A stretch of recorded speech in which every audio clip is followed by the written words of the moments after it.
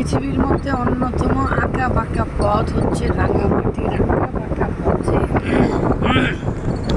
রবীন্দ্রনাথ ঠাকুর এসে এখানে বলেছিলেন, ওই পাহাড়ি রাঙামাটির পথে। আসলে আমি জানি না, কোনো গানে কোনোদিন মুখস্থ করিনি, তবে পথ যে ভীষণ আঁকা বাঁকা এবং ধরতে গেলে খুব ভয়ানক এটা জানি। অনেক সময় আমার একটা ভাগনা ওই হাটহাজারী মাদ্রাসার থেকে আসার সময় চাঁদের গাড়িতে উল্টিয়ে পড়ে গিয়েছিল। প্রায় সবাই মারা গিয়েছে, কয়েকজন ছাড়া।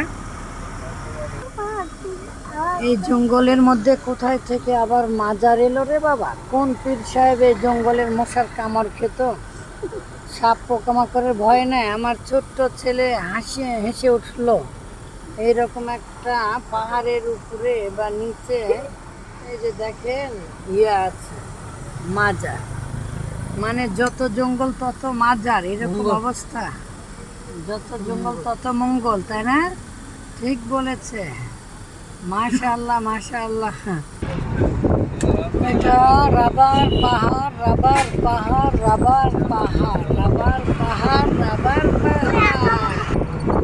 রাঙামাটির আঁকা বাঁকা পথে পাহাড়ের ঢলে ঢলে বাড়ির